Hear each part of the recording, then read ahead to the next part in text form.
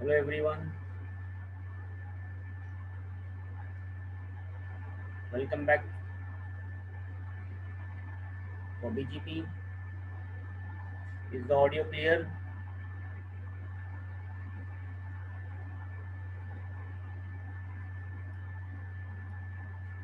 Okay, so we continue with BGP further.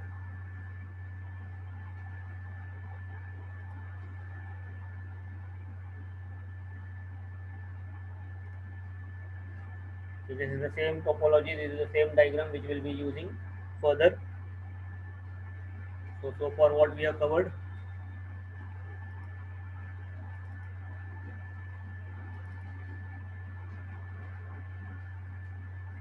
I have explained you what is BGP, why BGP, then the default rules in BGP. Next up I have explained you we have done IBGP rule of split horizon, then we have done some attributes, not all the attribute, but already explained you AS path list attribute, I already explained you origin code, then I said that some attribute they are used in the best path selection process. So today we'll start with what? Best path selection process. Hmm. So let's continue further now.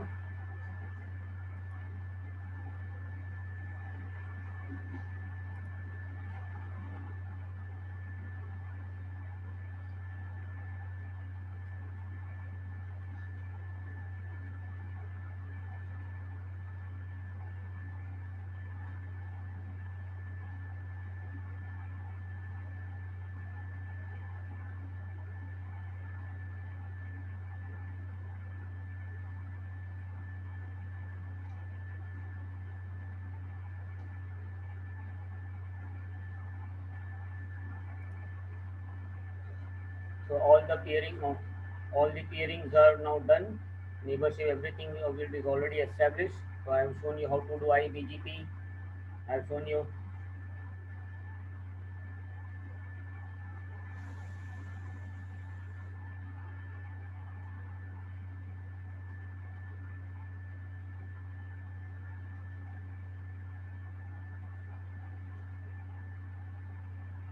So if you guys remember that in AS2, to solve the problem of split horizon, I had done what? Route reflector, right? On R1. If you see, I made what? One of the neighbor. How many neighbors R1 has? Two neighbors, two IBGP neighbors. Why mine? Because my AS number, my neighbor AS number same means these are IBGP neighbors. So like that. If I do now do show run section BGP. So if you say I have not defined both the clients, both the neighbors as what? Route reflector client. I have defined only R3 as client. But what the rule says, client routes can be given to non-client, non-client routes can be given to client. If I want any to any connectivity, then I have to make all the neighbors as what? IBGP neighbors as what? Client. This is IBGP. Does not apply on EBGP. So now let us see. Let's take an example.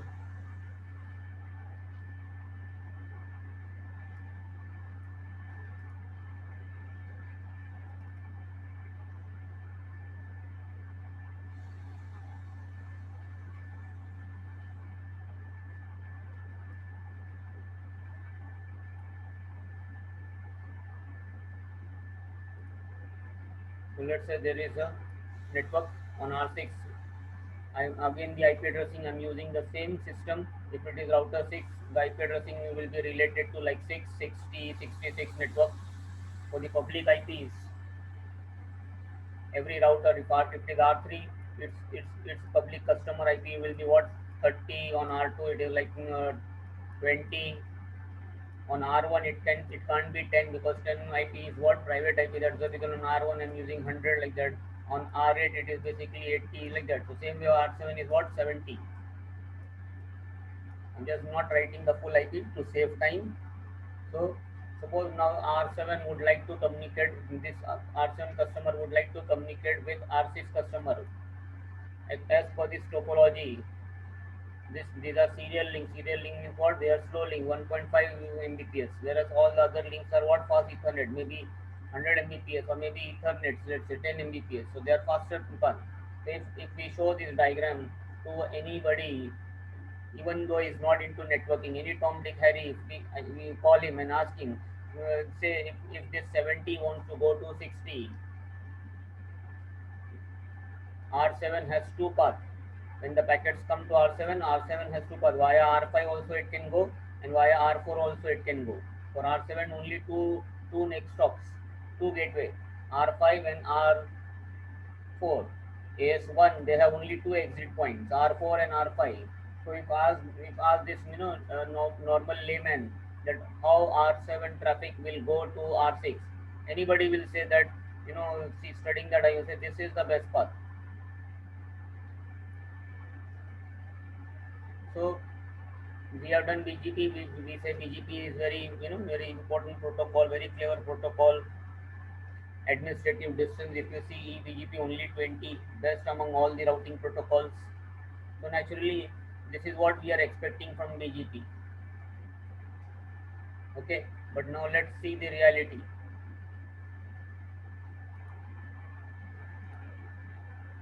I go to R7. Let us see first R7 has the routes. If I do show IP BGP, just focus on 66. So if you focus, yes, route is there. If the route is there, what we can do, we can send a ping 66.1.1.1 source 70.7.7.7. So you see the traffic is going, reachability is there. That means all the autonomous systems, all the AS, they have exchanged each other's route. AS6 gave the routes to AS2, AS2 gave the routes to its neighbor AS1, AS maybe AS60, like that, AS80. Then AS1 further gave the routes to maybe AS90, like that. So everybody by default in BGP, in eBGP, any routes you receive, anytime you receive any route from eBGP neighbor or iBGP neighbor, if the route is good, if the route is best, what the router can do, it can share always with eBGP neighbor. So for eBGP there is no restrictions. You will always share the route, whether it is iBGP routes or whether it is eBGP routes. So R7 is having this. Now let us see actual path, how actual path the traffic is going. We'll do a trace always. Now remember, now onwards, make an habit, never do normal pings or normal trace. Always use extended ping or extended trace with specific, clearly specifying the source and destination.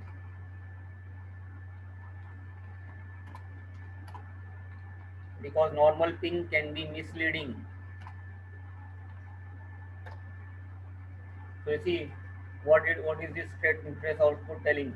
The trace output is telling that R7 is preferring R4, then R4 is preferring R2, then R2 is preferring R1, then R1 is sending the traffic to 6, and then 3. Numeric is just to make the output come fast. If you don't put numeric, the trace output makes it takes more time. So just to make it faster, we put numeric.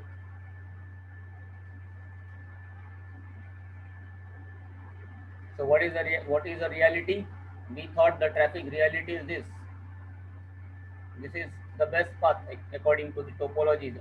Any specific topology is given, so your scenario must be based on that topology only. So according to this topology, R7 should have preferred R5, and then ultimately for R5 the best path is R3, and then for R3 it is directly connected to R6, like that. So this is the best path for the traffic to go from R10. But what is the reality? The reality is something different. The reality is that when this customer sends the traffic, R7 forwarded to R4, then R4 forwards to R2, because from R4 receives the route from R2, then R2 forwards the route to R1, then R1 forwards the packet to R3, and then finally the packet lands there on R6. So this is the realistic path. Now is this realistic path optimal? This realistic path is not optimal, this is suboptimal. So this is the reason. If you simply do BGP peering, if you make two a BGP routers neighbors, eBGP neighbors, iBGP neighbors in any given topology, and if they exchange the route, what is the possibility? Maybe maybe some path might be optimal, some path might not be optimal. Suppose now I there is a customer on R5. If this customer on R5 would like to go to R6, how that customer's traffic will go? There is a customer, let's say 50.1 something. This customer's traffic will go like this straight away. So for some people, what happens? The traffic is optimal. For some people, the traffic is what? Suboptimal. Suppose this is some application server.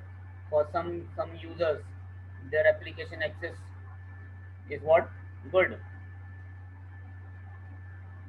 For some users, the application response is what? Bad, maybe slow. So some users might be complaining. So okay. So R7 users are complaining that okay, when we are accessing, let's say this 66 is, let's say, YouTube. When we are accessing this YouTube, it is buffering. It is buffering too much. Whereas somebody on R5, if somebody is on R5, if they are accessing YouTube, they're telling no, YouTube is good, not much buffering. What we did we did any manipulation?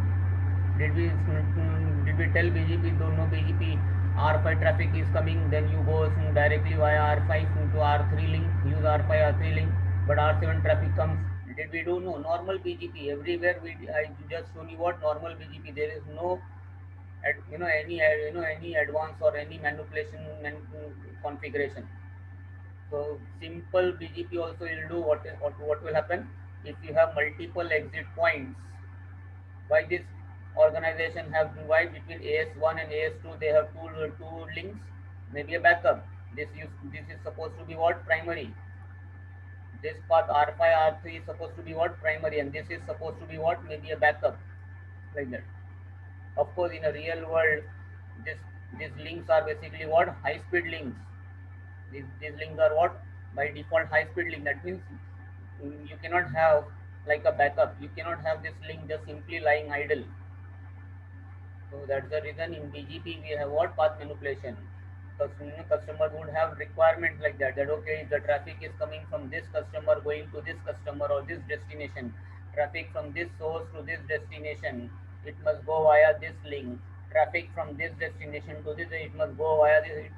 Different requirements could be there. Suppose like maybe I can tell, if the traffic is coming from R9, maybe I want this traffic to go via like this. I want it to go like this. But if the traffic comes via R7, I want it to go this way.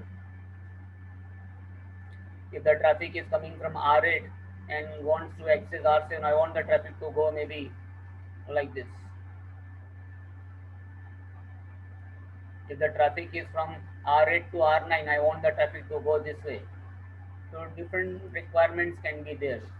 This is called as what? Maximum path manipulation. BGP offers maximum path manipulation. How? By manipulating its attributes.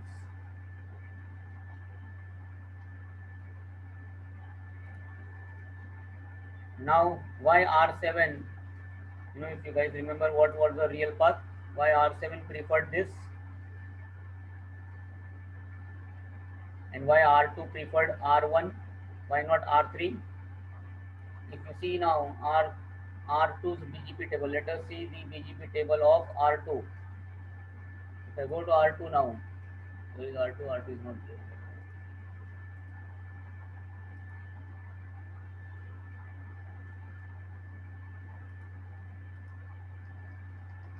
If I see BGP table, what BGP table says? What does BGP table of R2 says? That to go to 66, go via R3. Next stop is what? 3 means R3. So R2's BGP is telling, hey R2, if you want to go to R3, next stop is BGP, and this is best. If this is best, this will go in the routing table also. If I say now, show IP route BGP, what I see? Routing table says R2, anytime you receive traffic for 66, forward it to where? R3. Then why the traffic, why the trace on R7? Why the trace on R7 is showing R2 is forwarding the packet to R1? The reason is what? R2's routing table. R2's routing table says to go to 66, next stop is 172.16.3.3, that means R3. But is there an outgoing interface? Is there any outgoing interface seen? No. So what my router does? It says, okay, if I want to go to 66, I have to go via this guy. But how do I reach this guy? There is no information. So what my router does? It does again a recursive lookup. Why? Because this IP, my router R2 is learning via what? IGP OSPF. So now if I see OSPF table now, so OSPF table says R2, if you want to go to this guy, you want to send anything to this guy, you have to go via R1. I already explained why R2 is preferring this, because lower cost. Because if you see the topology, the diagram, this is serial link. Serial link, if you remember, I said it cost is 64. If this is Ethernet, the cost is 10. So 10 plus 10, and then R3 is IP 1, look back 1. So 21. If R2 has to go via 1, it takes only 21 seconds. But if R2 goes directly via R3, it will take 65 seconds. So OSPF is telling R2 that, and R2 anytime you want to go to R2, this is called go via R1. Why? Because that is best. So how many, when the packet, anytime packet is coming for 66, anytime the packet is coming for 66 on R2, what R2 says? To go to 66, I have to go to R3, and to go to R3, I have to go to what? R1. But this is not showing in one single output. It is not showing the 66 go via R1 directly. This is called as what? The R2 is doing what? 2 times routing table lookup. And if a router does 2 times more than 1 time routing table lookup, we call it as what? Recursive routing. Recursive routing table lookup. Recursive routing table lookup means what? Slow. Just imagine internet. We are talking 800,000 routes. 800,000 routes are there. Suppose our internet router receives any packet for any destination IP. What it does? It scans this 800. It is supposed to scan these 800,000 routes. It will start from, let's say, entry number 1. For every entry to scan, let's say for every entry to scan, let's say it takes 1 nanosecond. 1 nanosecond we are considering. Very less time. Let's say 1 nanosecond. And suppose the match happens on 500,000 entry. That means 500,000 nanosecond will be the time to identify that, okay, to go to 66, you have to go via R3. But then there is no outgoing interface. Which interface to go to R3? Then what happens? Again, the router has to scan the routing table second time to find out how to go to R3. Suppose now this entry is maybe, it is in the routing table of 800, it is maybe 200,000 entry. So now again what happens? 200,000 nanosecond more time. That means 600 plus 200,000, 800 nanosecond ultimately total delay. Finally, so this is called as what? Recursive lookup. So in traditional routing, this was not trade, and this is called as what? Switching the packet. Router, what is called as switching on a router? Switching on a router basically means what? The packet being transmitted from the incoming interface to the outgoing interface.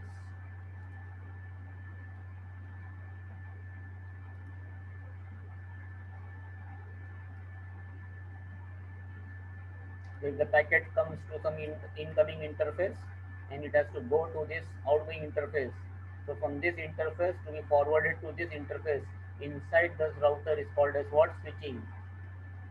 So if you see this switching mechanism, what R2 is doing, this is recursive lookup, like that. And then this recursive lookup is what? Let's say what happens now. Okay, what is happening now on R2 and R1? Incoming packet is coming here. Okay, if you do something, suppose if we do ping on a Cisco router, how many packets are generated? 5 identical packets will be coming one by one after, right? So when the first packet comes, R2 is doing what? Recursive scan, recursive lookup. So first time BGP entry is going to match. Then BGP, from the BGP next stop R2 learns. Then to find the next stop, how to reach the next stop, again scan. So 2 times. So okay, no problem. The router did the 2 times and then forwarded the first packet to where? R1. Okay, but what it identified how to go to 66 via R1. But what the R2 did? Nothing. It did not store this information anywhere. Now the second ping packet for the same destination, what R2 does? Repeat the process. That means for every single packet, if the router is repeating the same process, you know, you receive stream of packet for the same destination. You are receiving stream of packet from the same destination. So this destination combination is same. This is called like a flow. This is called as flow. So when you have a flow for a particular destination, what R2 is doing?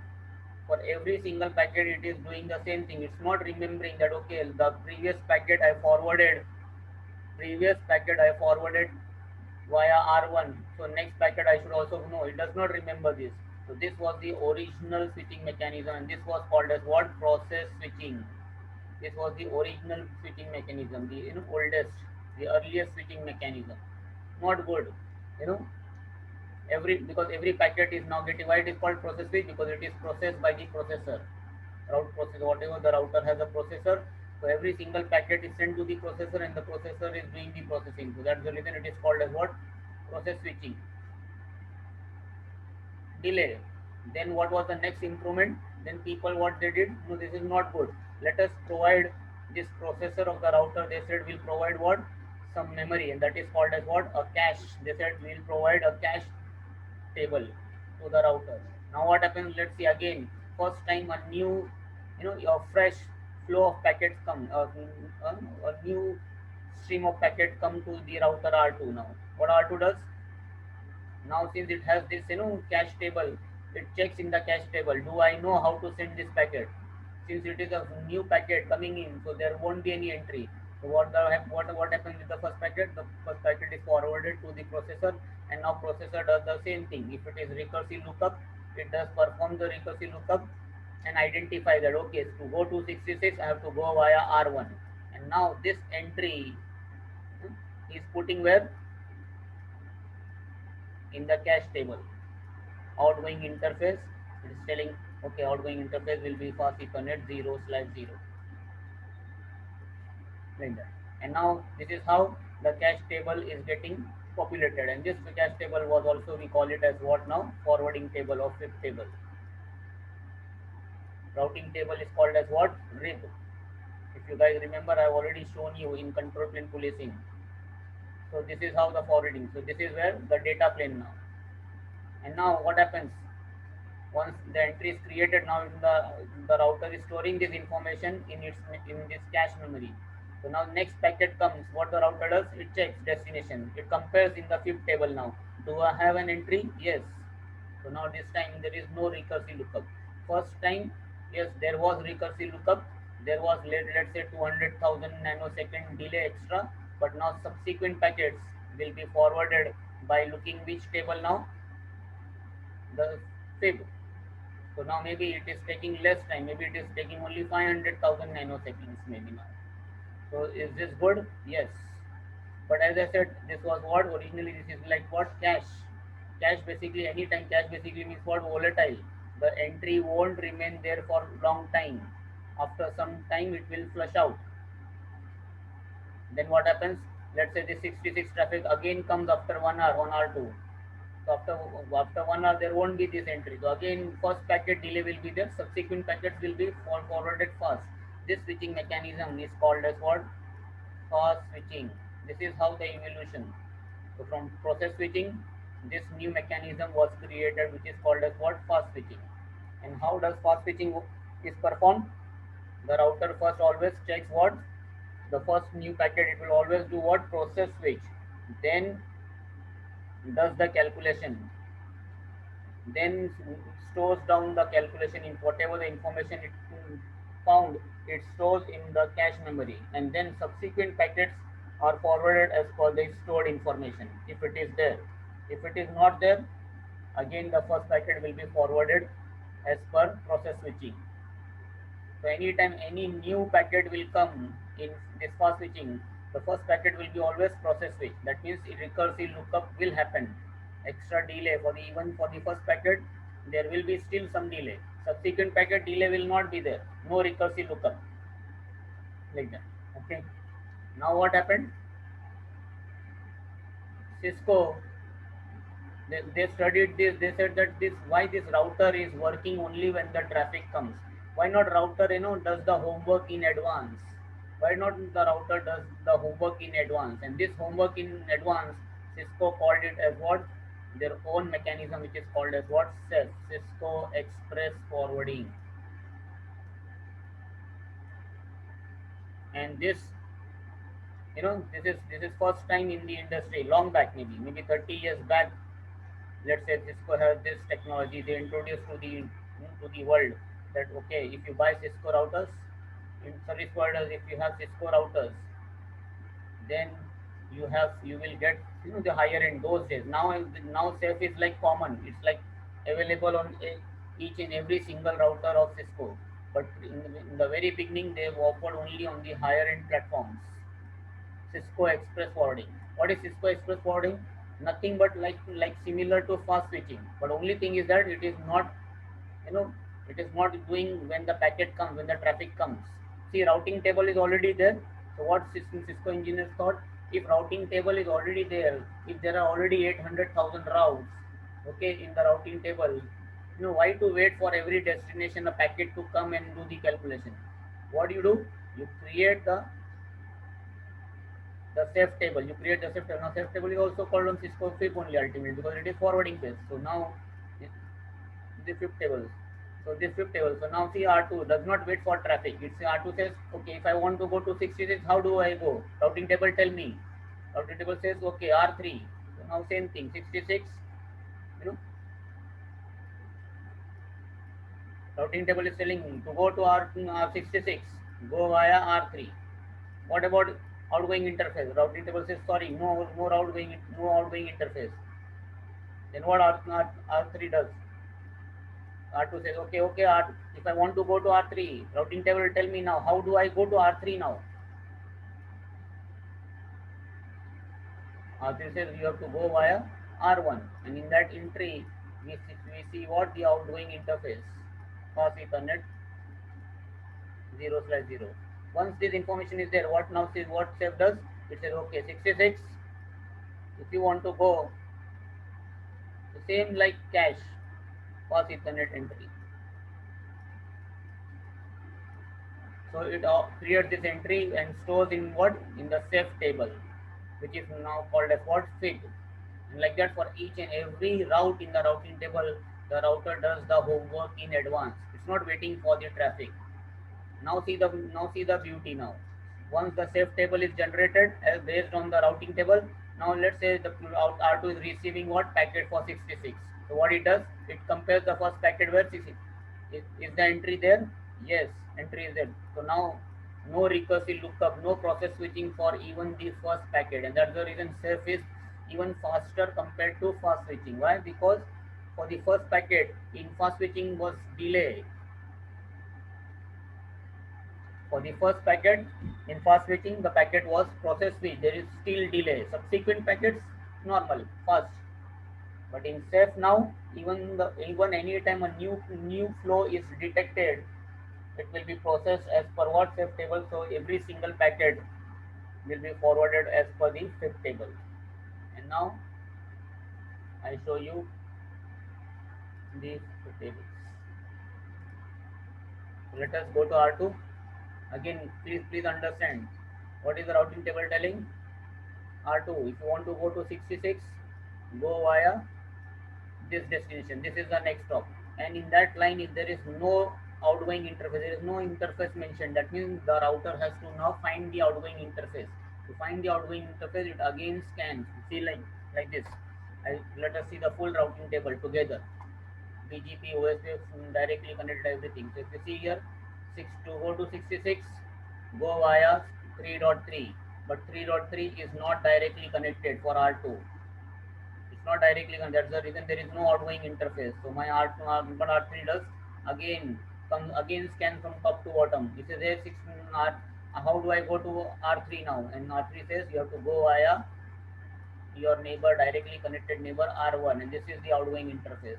So now what safe table will do? It will pick up this destination, it will pick up this next stop, and it will pick up this outgoing interface and create what? A new entry. And to see that now, show IP safe. See now. See. This is Ceph table. This is the fifth table. What it is telling? To go to 66, next stop is R1. Don't do. So now, since Ceph is enabled, Cisco routers never do routing. Just for understanding in CCNA, CCNP, maybe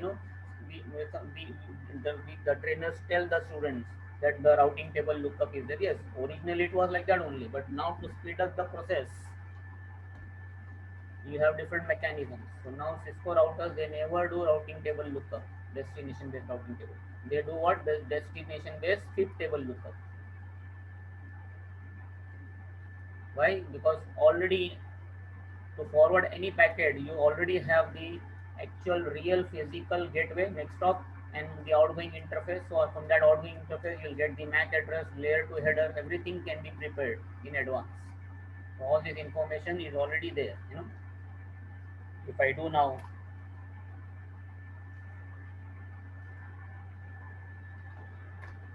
if you do R3 for 12.1, this gateway 12.1, what is R3 hardware address?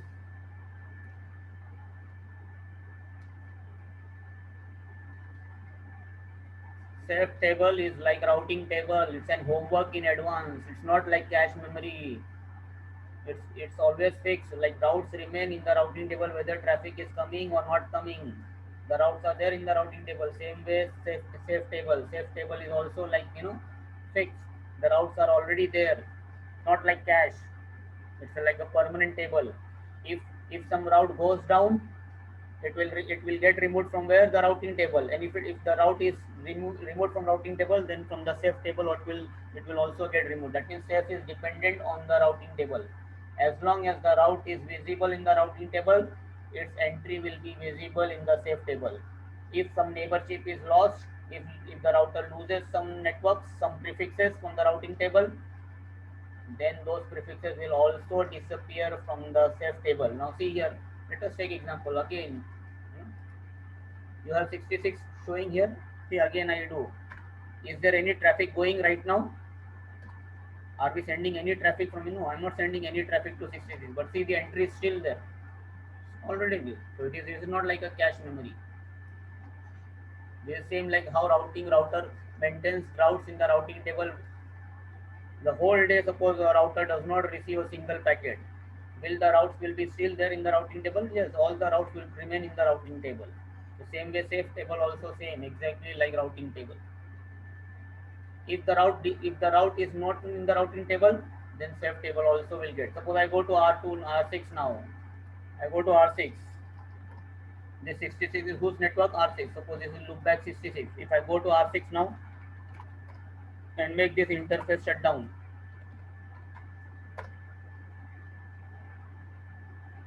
so now this network is no longer there. What R6 will do? It will immediately send what? An update message to its neighbors. And as per the diagram, how many neighbors R6 has? Right now R6 has only one neighbor, R3. So let us see on R3 this new information has reached. Previously everybody is having 66. Let us see now 66 is there. See 66 is gone from R3. So if R3 comes learns first, then R3 will forward inform everybody. Let us see on R1. See 66 is gone from BGP. If it is gone from BGP, will it be gone from the routing table? Yes, no 66 now. And what about R2 now? Will the route disappear from the routing table? 66? Yes, because everybody R6 informed neighbor R3. I don't have 66 now. There is no 66. R3 says okay, thank you. I inform my neighbor further. So all downstream neighbor R3 informs. R3 informs R8, like that. Everybody. This is what is convergence. And you see now there is no 66 anywhere. And if 66 is withdrawn from the routing table, automatically it will get withdrawn from the Ceph table also. See now. Just you only think now how can an entry remain permanent or even though route is not existing, then that is not good also. If R2 still shows the route 66 is available in the routing in the Ceph table, then what will happen? Now tomorrow somebody sends packets to R66, R2, R2 will simply forward to R1. Unnecessary packet forwarding when the destination is no longer existing. This will become like RIP, routing by rumor. Even though the route is not there, still traffic is getting forwarded. And then at some place the traffic gets dropped. But black holing at R1. No, no, it's not correct. So as I said now, safe is dependent on what? Routing table. If a route is there in the routing table, its entry will be there in the safe table. If the route is not there in the routing table, its entry cannot be there, can never be there in the safe table. So safe is watching the routing table, like monitoring the routing table. Any new entry comes in the routing table, safe will immediately create the entry in the safe table. Any existing route disappears from the routing table, safe will also remove the route from the table. So this is very good in which environment? In BGP environment, safe. And that's the reason at one time, maybe 30 years back, Cisco used to tell the world, we built the internet. They used to claim this, that we built the internet. Why? Because almost 85% of the service providers were using what? Cisco devices, Cisco routers, and running BGP. Now, maybe 30 years down the line, Cisco's the market share might in the service provider domain has come down because Cisco has other competitors also. Juniper is there, and that's the reason Cisco diversified into other things. If if one if one vertical goes down, you create 10 different verticals. That's the reason Cisco is keep on keep keep on buying new companies. Sometimes they, instead of creating a product, they simply buy the competitor. If the product is good, like in Cisco SD-WAN, Cisco already had their own product, or earlier it was called as what, IWAN. But then what they found, that in the market there are other companies who are having a more better product, better solution. So they approached one of the company, Viptela, and then Viptela agreed. The owner of Viptela, whoever is that, he agreed to sell the company to Cisco, and now Cisco Viptela become what? Cisco Viptela. Many things, Cisco acquired in the voice domain. They acquired Tandem. Even in the very beginning, they acquired Celsius. In the wireless domain, they acquired what? In the wireless domain, they acquired Linksys, if you guys remember. In the security domain, they acquired Ironport, Sourcefire, so many like that. So if you can't develop a good thing, buy the competition and save time. Maybe Cisco can also develop good product, but it might take time. So if somebody has already done the job, homework, pay him good money, it take over. That is what happens. Most of the big businesses, this is how they are doing. They are taking over acquisitions. They take over other companies, small companies.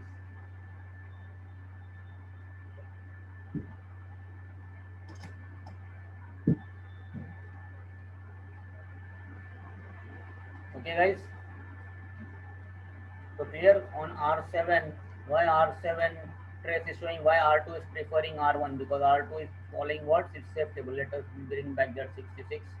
Otherwise, people will start complaining YouTube is not working. So let us get YouTube back.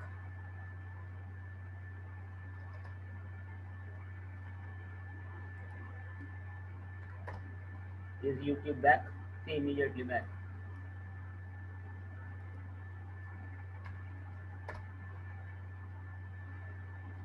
Now the question is, why R7 is not preferring R5? Why R7 is preferring R4? The reason is what? Every BGP router to select, whenever it receives the same route from multiple neighbors, what it does, it stores the route in its BGP table. First thing, it stores the route where? In its BGP table. Like, see, again, let us focus only one single. Take example, always one single. Should not see, should not try to see 10 things at one time. See one thing and see it more carefully, rather than watching rather than wandering behind 10 things. Be, have good observation, be focused like that. So let us take 66. So if you see 66, what R4, R7 says, it is learning from R4 also and it is learning from R5 also. And greater than sign is indicating whom? R4. So now the question is why R7 preferred R4? Why not R5? Why? Because it does what? Its own decision. So every BGP router, whenever it receives any route to find the best path, it will do what? A process which is called as what? Best path selection process.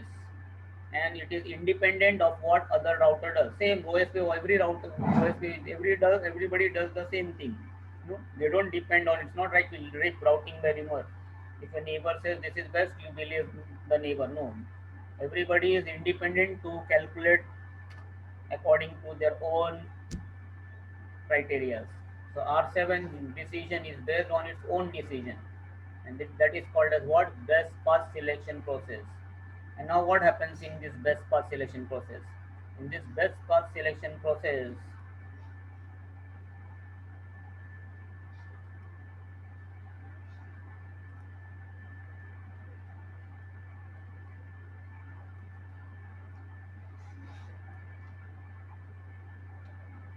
we are talking about BGP on which routers? Cisco routers. So please understand this is Cisco's behavior. Maybe what Juniper does or what some other organization does, I don't care. We don't know. I don't want to know also. Let's say, okay. So now we are discussing. See, this is a CCI Enterprise Infrastructure course. So our discussion will be related to that. It can't go to some security or it can't go to some wireless or it can't go to some other domain. So plus it is only related to Cisco, what Juniper does, what maybe some other like maybe HP does or 3Com does or maybe Aruba does or maybe some other organization does. We don't care now, right now. So what I'm saying, any time a BGP router receives the same route from multiple paths, it has to calculate the best path. And to calculate the best path, now it is called as what? Process. Why? Because BGP never does load balancing. If you see the diagram for R7, R5 is as good as what? R4. Same serial link here also, same serial link here also. R5 directly connected, R4 also directly connected. Same, almost identical. So R7 could have done, so R7 could have done what? Maybe load balancing it. But no, BGP is the only routing protocol which never does load balancing by default. No, that doesn't mean it can't do load balancing. It can do load balancing, but it has to be manually configured. By default, it never does load balancing. So what is the first thing a BGP router compares? The first thing a BGP router compares, it compares an attribute which is called as what? Wait. Wait.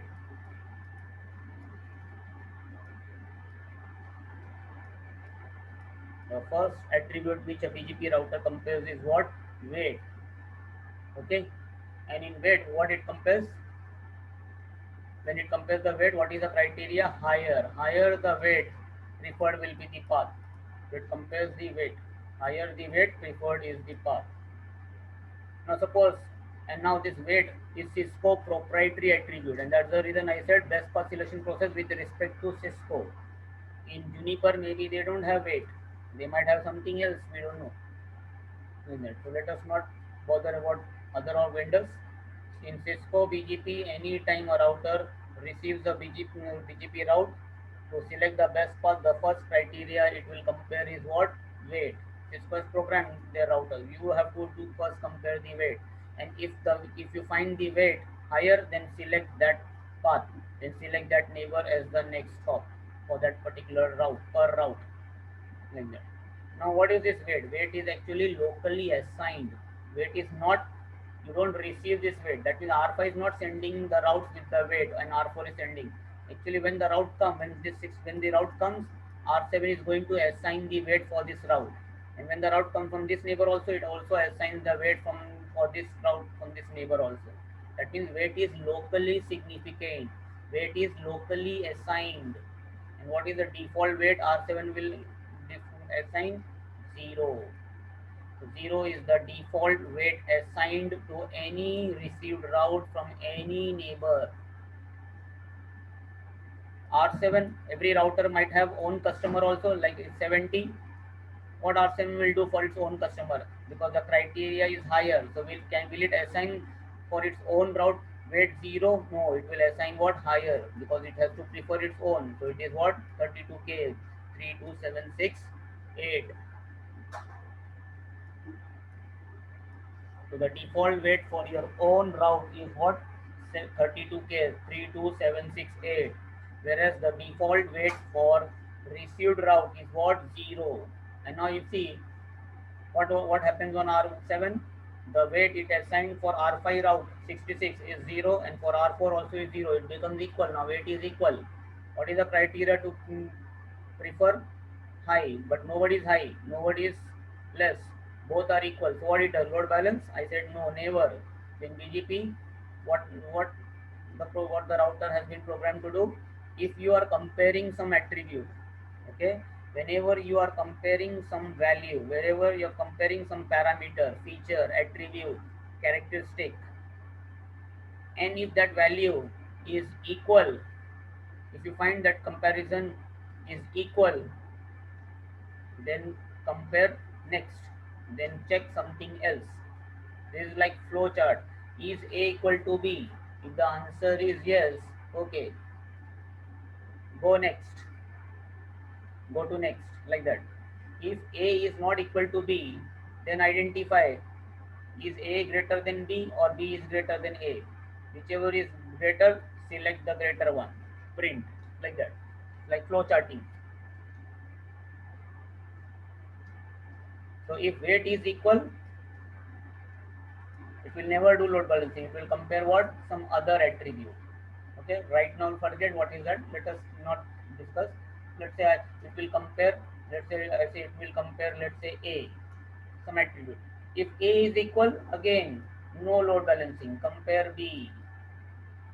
If B is equal, compare C. If C is equal, keep on comparing. Keep on going. E, F, G. Go like this. Go. Keep on comparing. You come across any attribute, suppose you come across any attribute which is not equal, stop, stop. The moment you come across an attribute whose value you're comparing is not equal, then stop, then take a decision. What for that attribute? If the criteria is higher, then prefer the higher one. If the criteria is lower, then prefer the lower one. So it's not like for all the attributes the criteria will be higher, or for all the attributes the criteria will be lower. Like metric calculus, for metric comparison, it is who wins always? Lower always win. Lower the metric preferred is the path. In administrative distance, who wins? Lower. So same. So at AD comparison, lower will win. That's the reason eBGP will win always over iBGP, because eBGP is 20 whereas iBGP is 200. Metric always lower will be preferred if you are receiving different metrics. So for weight, like that. Okay. Now in BGP, as I said, we have different different ways of configuring. If you see, yesterday I've shown you, last time I shown you that AS2 to solve the iBGP rule of for iBGP rule of split horizon, I did what? Route reflector design. I did in AS2 they did route, whereas in AS1 it was what? Full mesh. So there are different ways of configuring BGP, and that's the reason this is called as what? BGP best path selection process. So some author will say a BGP router, whenever it is comparing, or whenever it is comparing a route for selecting the best route, best path, okay, one author will say it is comparing maybe 10 items. Okay, good. Because why he says 10 might be because of some reason, because of his way of configuring BGP. Another author will say what, will say no, according to me, a BGP router compares, let's say, 20 items. Third author will say, no, no, according to me, BGP compares 25 items. So are all the three right? Yes. Or all are all the three wrong? No. Everybody is right. Why? Because everybody is thinking from a different perspective. You know, everybody is thinking from a different perspective because some there are so many optional things in BGP. So first author did some normal BGP configuration. Another author thought of some other alternate method, other optional method of doing configuration. So some other additional parameters crop up. If you see route reflector here, if it is full mesh, then there is no route reflector coming here. If there is no route reflector coming, then there are certain there is certain terminology related associated with route reflector design that I will explain later. So that is not cropping here. But this author, this guys, they will say no, no. BGP will also prefer this also, like that.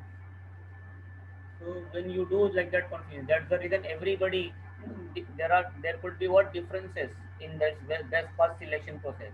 But the good news is what the first top seven up to seven maybe for all the authors, author A, author B, author C, for all any person, the first top seven will remain same, and the last two, last and second last, also will be same. So up to say here same, and this is also same. In between you have what differences, and these differences, as I said, is because of what reason? Because of different ways of configuring BGP, different things you are considering in BGP. Somebody will say, no, I am doing BGP this way, so these attributes are also applicable. Okay, based on that, yes, the the count will increase. But whether it is 10, 20, or 25 or 50 or 100, whatever, the first seven remains same for everybody.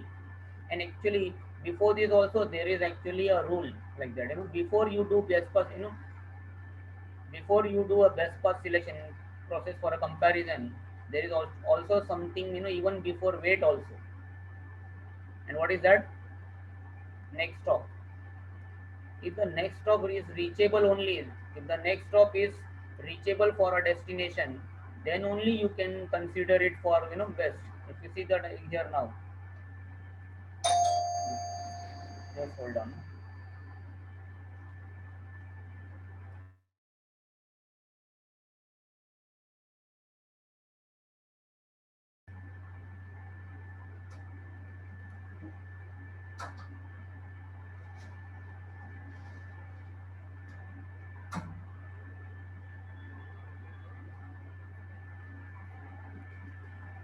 So like 66 R7 is taking. When 66 R7 is receiving from R4, the next stop has come, because next stop, as I said, it is mandatory attribute, compulsory. There are three well-known mandatory attributes which always has to be present in an update. And what are those three mandatory attributes? One is next stop. This the second is AS path list, and the last is origin code. These are the three well-known mandatory attributes. Next stop. So BGP R7 is checking. Is this next stop reachable? Yes, so that means this is valid. See here, it becomes like greater than sign. It is not greater than sign, it's a valid route. Route is there inside the BGP table, it's a valid route. But if the next stop itself is not reachable, then I cannot compare with a route whose next stop is reachable. That means whichever is reachable will become best. So for comparison, the first criteria actually before wait is what? You just take reachability. That is basically reachability. Because if one of the path is not reachable, then there is no question of comparison. There is no question of comparing the parameters, because I don't know how to go. If I don't know how to go, like it is what it was happening on R1. If you remember, when I did not do next stop self command on R3. So this is also like one consideration. Anytime you receive routes, you always take what? The next stop. Is the next stop reachable? If the next stop is reachable, then it is eligible for best path selection process. But so some authors say no, we can't consider next hop as part of best first selection. We'll keep it like a check, just like a check. Check whether the next hop is reachable. So that is why some author will say, no, no, I will consider next hop as part of best first selection process. So ultimately, comparison will be done.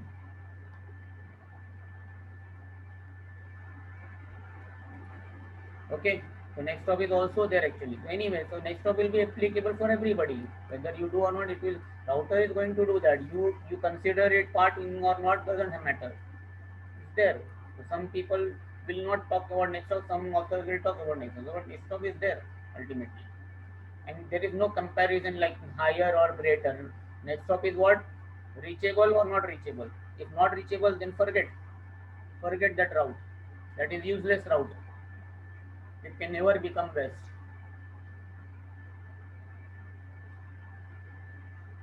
Okay. So weight is Cisco proprietary. What is the default weight assigned? The default weight assigned is what? 0 to received route. What is the default weight assigned to your own routes? 32. Why? Why higher? Because higher should be preferred. You have your own customer IP, and let's say somebody else also offers you the same IP. So which one you should prefer? Your own. So that's the reason higher will win. Now, as I said, BGP never does load balancing. Why? Why it will never do load balancing? Because if it is comparing, if it is comparing, everything can be equal, but it comes to one parameter which is not equal, which can never be equal. As I said, the last one can never be equal. So there is always an end. As I said, everybody has an end. And any idea what will be the last parameter which is compared and which can never be equal? Not possible only, it can never be equal. Can somebody do a guess? What it could be? What? Neighbor IP, because in BGP we specify what? Manually neighbor. Neighbors are manually specified. It is basically neighbor IP. Don't say IP address, because there could be different IP addresses also. Because one neighbor can have neighbor IP also, and one neighbor can have router ID also. So IP address is, you're talking in vague. IP address means what? Vague. It has more than one meaning. So be clear. So what is the last thing which can never be equal? Neighbor. Because if you see R3, if I say R3, your neighbor is 5.5.36.6, that means it is this guy. Now same IP you can't have here. Not possible. Because once you specified 5 dot, that means it will always refer to this link. It cannot refer to another link. It will overwrite basically. So you can't have two neighbors with the same IP. Not possible at all. And this is the tiebreaker. Anytime if everything is equal, the last tiebreaker is what? Neighbor IP. And then in neighbor IP, what will be the criteria? Who will win? Which neighbor IP will win? Lower will win. So for the neighbor IP, the last criteria, what is the criteria? Not higher, lower. And that's the reason now if you see, okay, what is the second last? As I said, last and second last, everybody agrees. So just before neighbor IP, what is the previous earlier attribute which also can never be same by default? Normally it cannot be same, but there is still possibility that it can be same also. What could be that? What could be that parameter which is the second last thing? Because it is also becoming equal, because if it is becoming equal, that is why you are going next to the neighbor IP. If it is never equal, then that will be the end. Any idea what is the second last? Router ID. So in BGP also we have something called as what? Router ID. Lowest area HFT has router ID. So every BGP router also has what? Router ID. And router ID is automatically, dynamically assigned. When the moment you configure BGP on a router, the router will pick up what? Some IP address from its interfaces and say, okay, I am selecting this IP as the router. And the criteria for router ID is same as OSPF or EIGRP. Look back. Always look back will be given preference over physical interfaces. And if you have multiple loopbacks, again, who will be given preference? Higher. So whenever router ID criteria is there, for every routing protocol, it can't be different. So one common thing like that. You don't same parameter. You don't keep it different for everybody. Like metric, if you see, for every routing protocol, metric criteria is different. Somebody is using hop count, somebody is using cost, somebody is using bandwidth, somebody is using composite metric bandwidth, and also something else like that. But criteria is what? Lower for everything. Lower will always win. Like, let's take a small break now.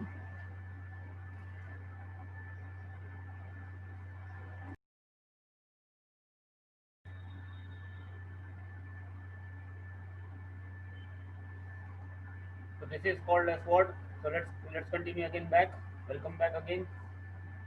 So this is called as what? BGP best path selection process. Why it is called like a process? Because the BGP is not like other protocols.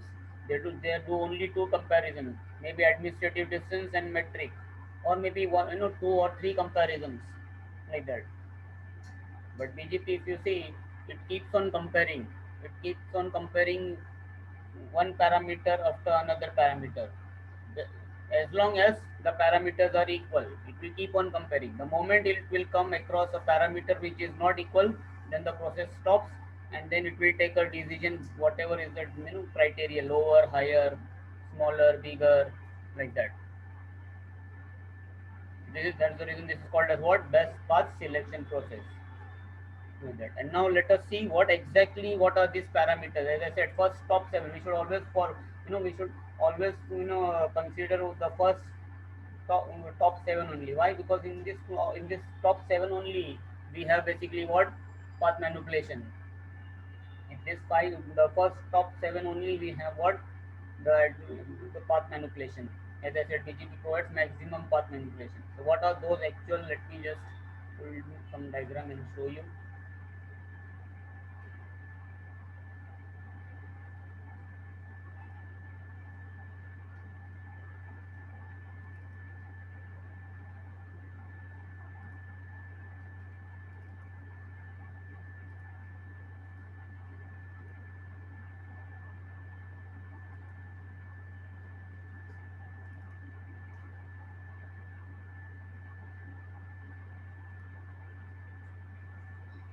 So if you see, these are the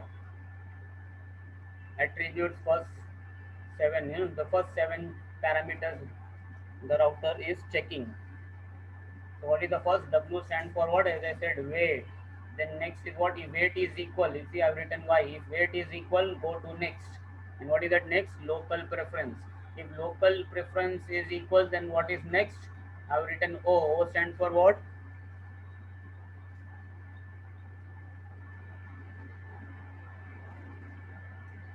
So it is not origin code.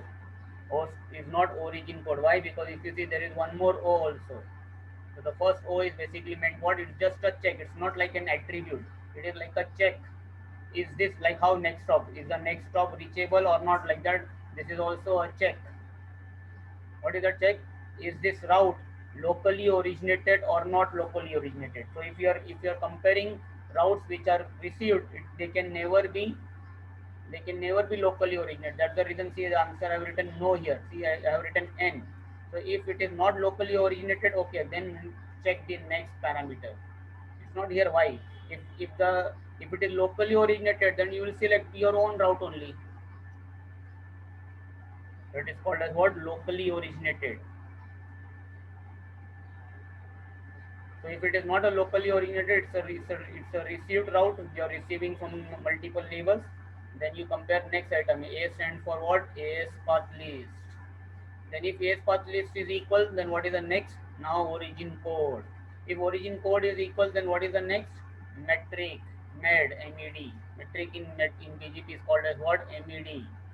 Like that. If MED is also equal possibility, then what? Next attribute is what? Administrative distance. 200 and compare 220. Who will win? 20. Lower will win. So this is after that, as I said, variation. So in this attribute, in path manipulation, maybe you have to do path manipulation by weight manipulation, or local preference manipulation, or AS path list, or maybe origin code, or maybe metric. or maybe administrative decision. So only here only you have path manipulation. So any requirement comes in your CCI exam based on traffic manipulation, any routing policies they ask you to do, it will be either one of these attributes, and that's the reason we need to know which is the best attribute. Now anytime you are given some requirement to do traffic manipulation, that means ultimately we do route manipulation, and how we do route manipulation, we manipulate what, some attribute. So now if some requirement is there, how we will come to know which attributes should be manipulated to, which is the best one to do this job. So to understand this now, okay, let me just,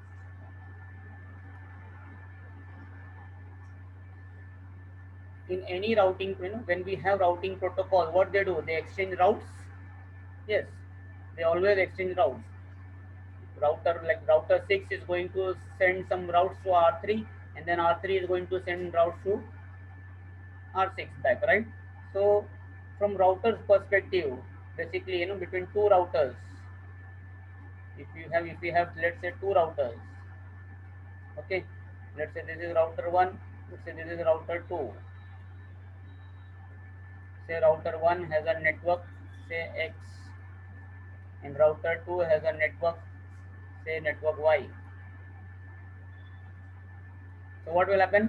Router 2 will send the route to 1. Will say, hey neighbor, I have network Y. So what will R1 will do? It will store Y in its routing table. And now anybody sending traffic to Y, it will forward what? The traffic to R2, because R2 said he has Y, right? Same way, R1 is going to advertise to what? X. And if R1 advertise X to Y, X to 2, then what R2 is going to do? Send traffic for. So this is traffic. This is what? This is a route. You advertise your route to your neighbor. If you advertise a route to your neighbor, what is the consequence? The route, your neighbor will send traffic for your route.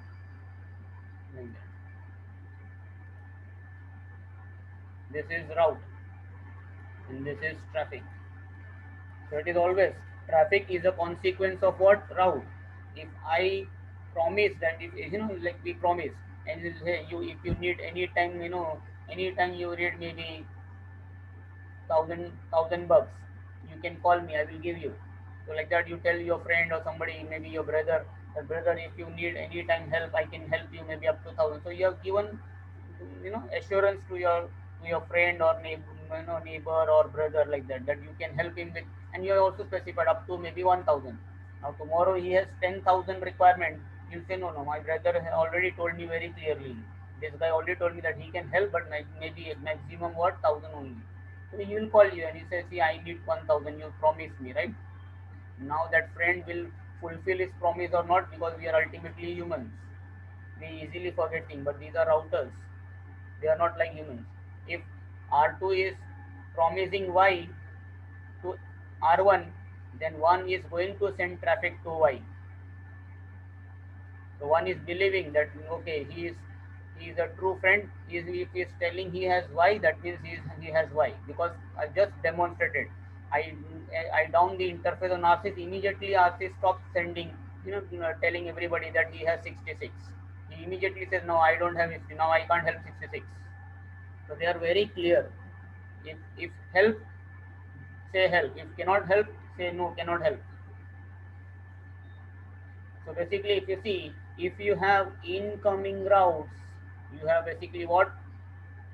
I'll write this as incoming routes. If you have incoming route, what is your consequence? Outgoing traffic.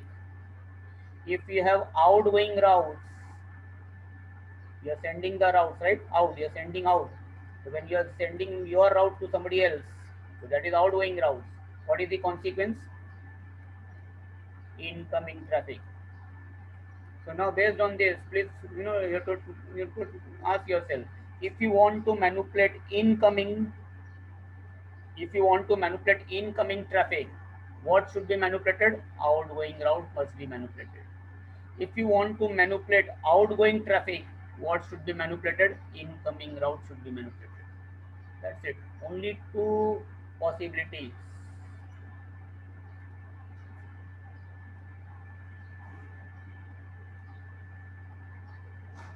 Incoming and outgoing. If you are receiving routes, then you will be sending traffic for those destinations. If you are sending routes, then you will be receiving traffic for those destinations. So if you want to manipulate outgoing route, you need to manipulate incoming. Sorry, if you want to manipulate outgoing traffic, you manipulate incoming routes. The received routes should be manipulated. If you want to manipulate incoming traffic, you manipulate outgoing routes. That's it. So this is how any requirement is given to you, routing policy that okay, you have to do this, you have to do this, okay, this traffic you need, should go via this way. So this requirement is there. You always study that requirement. If you have that diagram, somebody is giving you a diagram, so refer to the diagram and ask yourself what type of traffic am I being told to manipulate? Incoming traffic or outgoing traffic? If the answer is outgoing traffic, then immediately you should tell yourself, okay, I have to manipulate incoming routes. If if the task says okay, this traffic has to be manipulated, ask yourself what traffic you want to manipulate. The answer is incoming, immediately say okay, now I have to manipulate outgoing routes. That's it. Only two things. You must understand which traffic you are basically asked to do the manipulation, the incoming traffic or outgoing traffic. If incoming traffic, the route which should be manipulated is outgoing routes. If you want to manipulate outgoing traffic, you should manipulate incoming routes.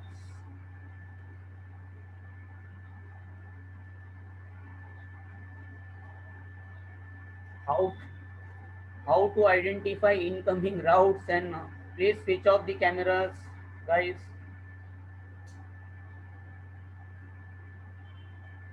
The whole world is seeing you. You're sleeping, you're eating, or you're dancing, or you're in the washroom. So be careful whenever you're attending online meetings. Be careful about your cameras.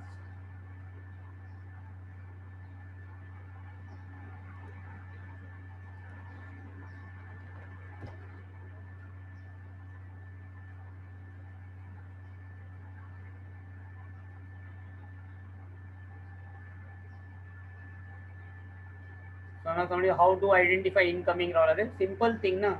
As I said, R6.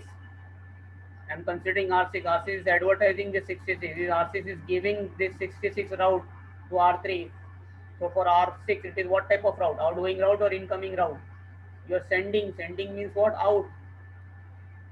For R3, if you're thinking from R3's point of view, what type of route is 66 for R3? Received route. Received means what? Incoming route.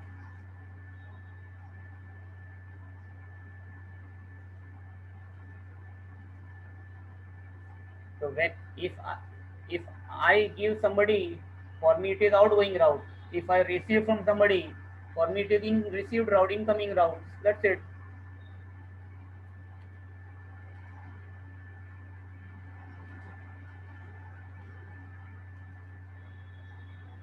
Okay. So now let us see some case now. So let us come back to our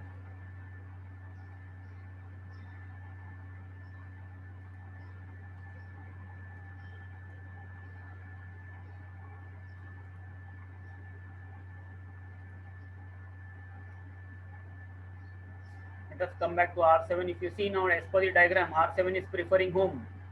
R7 is preferring, I was preferring R4. Okay. Why basically R7 was preferring R4? If you see, let us see now that best path selection process. So if you see 66 and 4, first of all, both are reachable, both the IPs next stop is reachable, yes. So those they are they are eligible for comparison. Then as I said, first attribute with R7 will see weight. See the weight column now, and if you see the default weight, so what R7 assigned the weight, the route it received from R4, it assigned the weight 0, and the route it received from R5 also, the weight is 0. So that means what? Weight It compared the weight, it found the weight is equal. Then it compared what? Next parameter is what? L. As I said, L is what? Local preference. And if you see, L, the default local preference value is also what? 100. So this also becomes equal. Then what is the third criteria? Is 66 locally originated? No, it's not locally originated. Somebody else. And there is, you are not advised. See, you are receiving it as an IBGP route. So it is somebody else route. So not locally. Then what is the next parameter? AS path. What is the AS path list here? How many numbers do I see? Only two numbers, 2 and 6. Here also how many numbers? Two numbers. That means AS path list is also equal. Then what is the next criteria? Origin code. Here also I, here also I. That means origin code is also equal. Then next, what is that? Metric. And you see metric, default metric. BGP is the only protocol whose metric is by default 0. 0 you can never see by default in any other routing protocol. This is something very strange. Very strange. Last maybe 16, 17 years I'm training many people who are already working in the industry. They already have some hands-on working on BGP and all. I used to ask them the question, okay, have you worked on BGP? They say yes. I ask them, have you seen the BGP table routes in the routing table? They say yes, we have seen the routing table of BGP. Show IP route BGP we have done many times, hundreds of times we are doing it. Then I ask them, some of them I asked, that okay, did you notice anything strange? They say no, we did not notice. Yes, the routes are there, the routes are indicated by B. That is nothing strange, because every routing protocol indicates their route uniquely. RIP route will be indicated R, EIGRP indicated by D, OSPF is indicated by O, like that. Every routing protocol is indicating that. Something strange, because you don't learn BGP direct. First, always exposure in CCNA, you have what? IGP's exposures.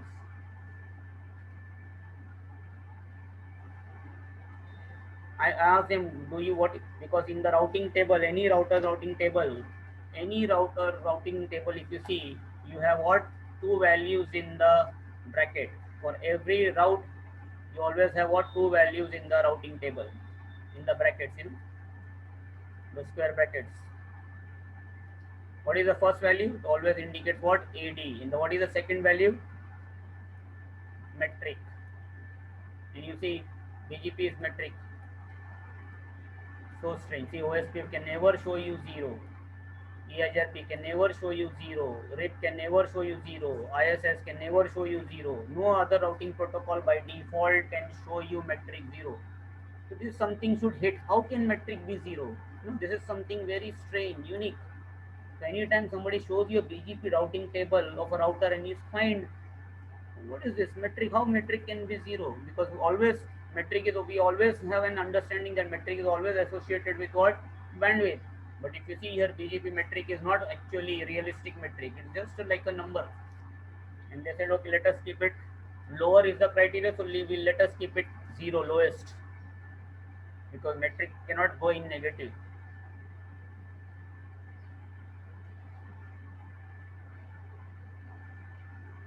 Okay, so BGP. So if you see, by default metric is what? 0, and that's the reason metric. Then what is the next thing?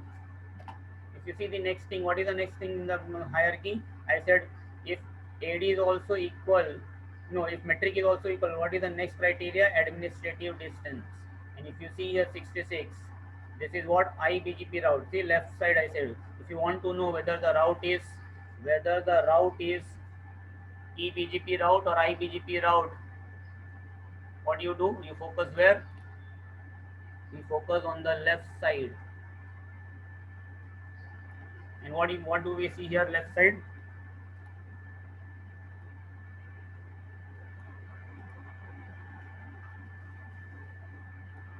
I means that means this is also IBGP route and this is also IBGP route. That means again they have become equal.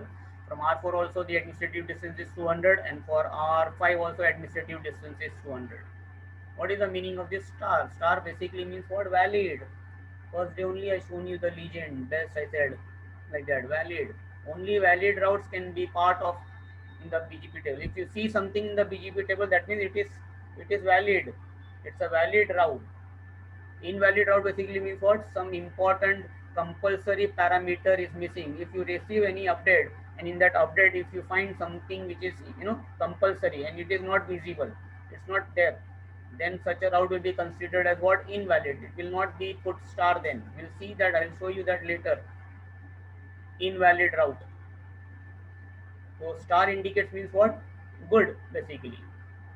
Greater than indicates what? Best. So this is also good, this is also good. But when two things are good, then you need to decide which is the best. So best is indicated by what? Greater than sign. But how do I determine that? I start comparison. So now if you see AD also is equal, as I said, if AD is equal, then what? There could be, as I said, optional. Now optional parameters start. So we don't consider optional. What is the last thing which can never be equal? I said neighbor IP. And what is the second last thing which can never be equal? I said router ID. So if I do now show IP BGP neighbor command on R7, see, we'll see R7 says this is my neighbor. Yes, and if you see the router ID is this R4 router ID is, it's normally sometimes what happens in IBGP. In case of IBGP, the neighbor IP is itself what? The router ID. The router ID and neighbor IP is equal. Why? Because ultimately in IBGP we do peering using what? Loopbacks. Second neighbor, you see R5. R5, this is the R5, this is my neighbor and this is my router ID. So between 5.5 and between 4.4, which is lower? 4.4, and that is the reason R7 has preferred R4 as the path to go any destination. If R7 is receiving, see, actually if you see for everything R7 is receiving the route from where? R5 also and R4 also, except R5 own customer. R5 own customer naturally, see there is no alternate path. So BGP is so intelligent, this is R5's own route. If this is R5's own route and same route, if R4 is also advertising to R7, R7 says, sorry, no, I will not do. I will not just make duplicate entries. My BGP table will become too big. So when you know that this route belongs to one neighbor, and maybe if some other neighbor is advertising that same route, then you don't even consider that in the routing table. Tomorrow, if you fail, suppose tomorrow the link between 7 and 5 link fails, what will happen? Then R4 route of R5 will be preferred. Same way for R4, this is 40 basically, 4 means what? R4. For R4's route, own route will be the best path, always R5, R4. Then R7 does not even consider R5. But others are 60 and 66. If you see 66 is neither R4's route, 66 is neither R5's route. So if somebody else routes they are advertising, then you store them in the BGP table and then you do the comparison. Directly connected neighbor's route, the neighbor who has that route, only that route will be there in the table. Otherwise, see, just think, the size of the BGP table will become so big. If you have 1,000 if a router has maybe, as I said, 100 IBGP neighbors, and what happens then? You'll have maybe, all your 100 neighbors will advertise the same route. So you can't have for the same route 100 entries, duplicate entries. The neighbor who has that directly.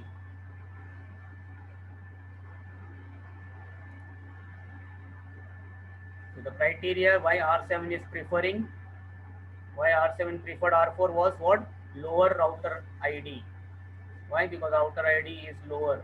R4 router ID is not neighbor IP in this case.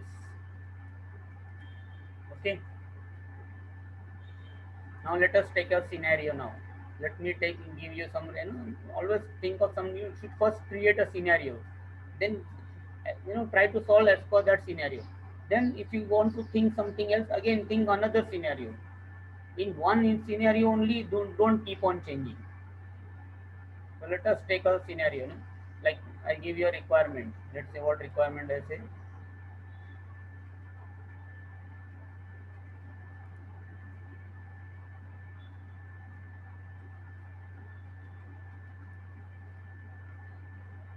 R7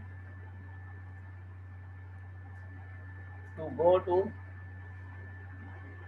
R, not R6 basically, this is R6 route actually, or basic, this is what I will write.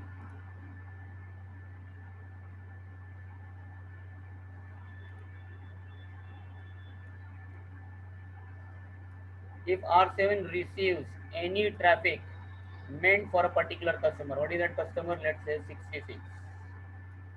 For this destination, if R7 receives any source is any, but destination is what? 66. R7 should prefer R5. This is the requirement, suppose I give you to send the traffic. Prefer R5 as the next hop. This is the requirement. So by default, what is happening? If you see by default, what is happening? Is R7 preferring to go to 66? This is the destination. To go to 66, is it preferring R5? No, it is preferring R4, routing table or safe table. If you see, let's see, because now you know the reality. The reality is what? Safe table.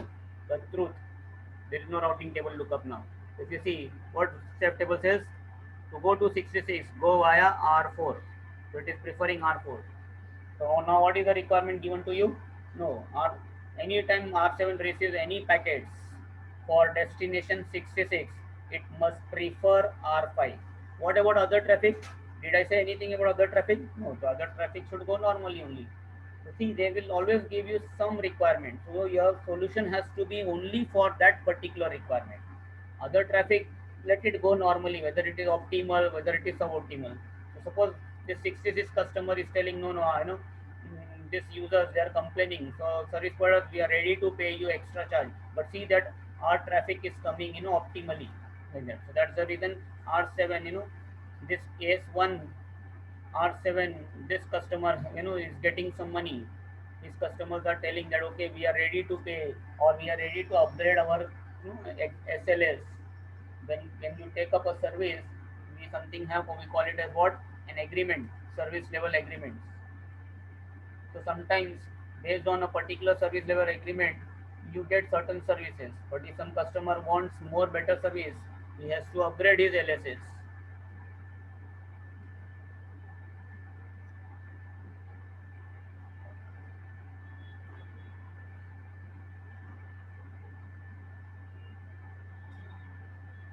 This is the only table in BGP. BGP table is the table where the route is there. If no route is there, it's not.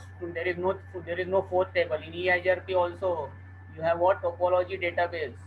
So the primary, the backup, they are there already in the topology database. From the topology database, the primary goes in the routing table. The backup is still there in this thing. But in BGP, there is no fourth table. So if you lose the best path, your neighbor is advertising to you, you will again install it in the BGP table.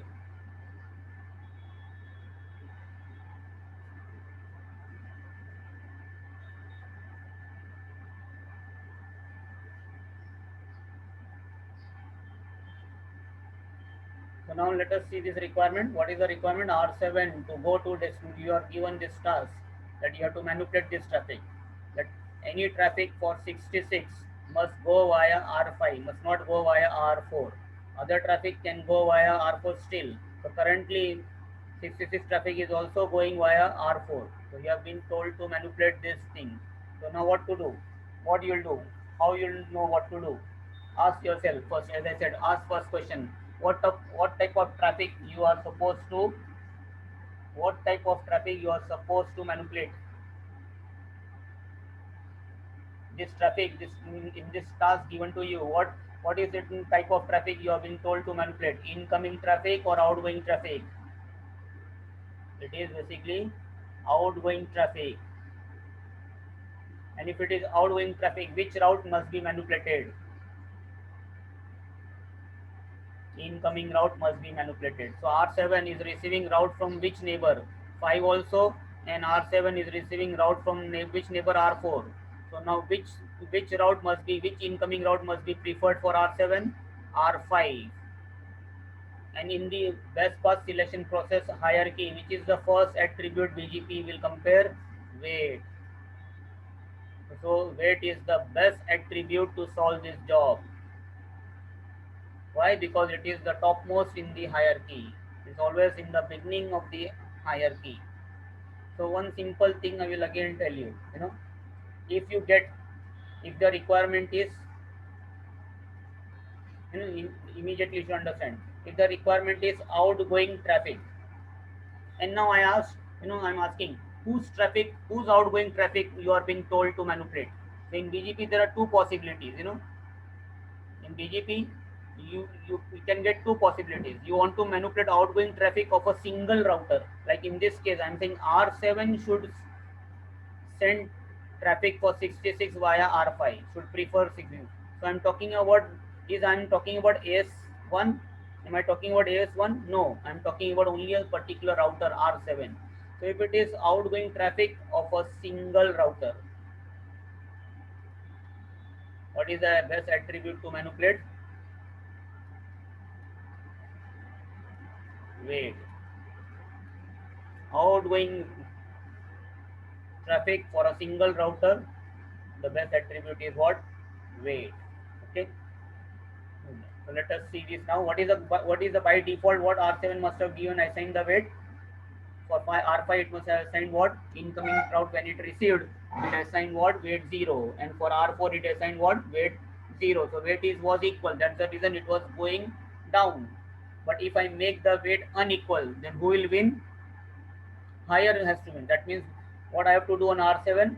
R7, and I'm telling also configure. I'm saying configure in this requirement. Who has to manipulate this? Because it is, since it is outgoing, R7 has to prefer. So I have to do it. The solution is like I'm doing, telling you configure R7 now. So in your lab, sometimes your requirement will be like that. They will tell you where to do the configuration. So if they ask you to do the configuration, okay, if they ask you to do configuration on R7, then this is the best solution. You manipulate weight because it is outgoing traffic and it is of R7 only, like that. But if I did not specify this condition, suppose I did not specify this condition, then can I influence R7 to prefer R5? Yes. How I can prefer R5? If you know, by default now R7 is preferring whom? R4, because of what? Lower router ID. So if I go to R5, and change the router ID, you know, less than 192.168.4.4, R4 is 4.4. If I make a router ID of R5 1.1, then what will happen? Then R7 will start preferring R5. But the problem in that solution is what? 66 traffic will now be going via R5, but at the same time, this router ID, you are not manipulating for a single customer. Router ID is what? Global parameter. So it will be applicable. That is now for all the routes, R7 will prefer what? R5. See now very quickly, I'll show you.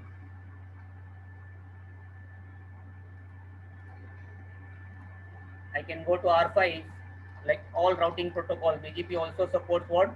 The router ID command.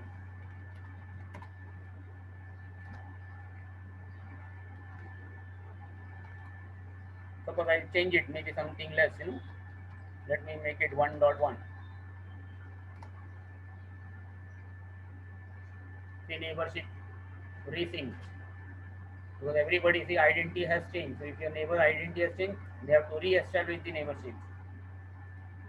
See, neighbor went down, neighbor came up, resync.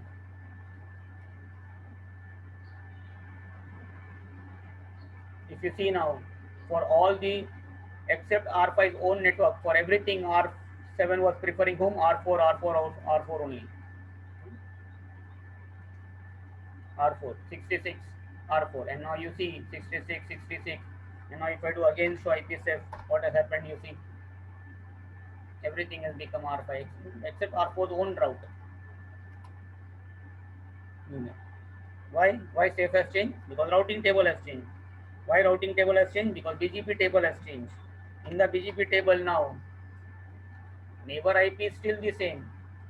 This neighbor next stop is always what? Not the router ID. Neighbor IP is what? The IP address which you configured for the neighbor. Next stop is always the IP address of the neighbor, not router ID. So if you see now, here also it is showing 5 dot, but now you see the greater than sign is now it is pointing to R5. Why? Because now R5 router ID is what? Lower. But then what has happened? Not only it has happened not only for 60, it has happened for everything.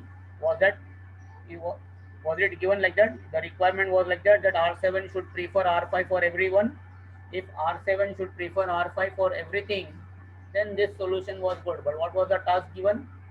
I have given particular destination. So see, always you have to always think, always you have to start thinking from a particular perspective at one time. At one time, one thought. Don't have 100 thoughts at one single time. No, in your lab also you can't get 10 things to do in all together. You will get task one, task two, task three, like that. They will define if multiple tasks is there. In one single task, you are not going to do everything. Okay, so please understand. So I can do router. So this is not good basically, because yes, now traffic. If we do trace now to R6, it is pointing via, it is preferring R5 now. See, the traffic is going via R5, R3 directly straight away. But at the same time, if I do trace to some other destination now,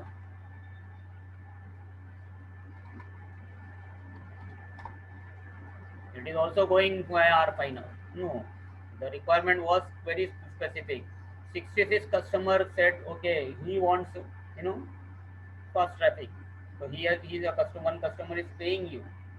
So if one customer or one particular application requires some manipulation, then your solution must be applicable only for that customer or application. You cannot for one customer or one application you change everybody. Makes no sense. Now what will happen? All the time all the traffic will go via R5 link only, and now 4 and 2 will link will not be utilized. Then no, you want some important customer traffic, they should go fast. Hmm. So this is not a good solution. I go back again to R5 and I'll remove that command. Again, by default it will select what? Highest loopback. Again, BGP table will resync. Again,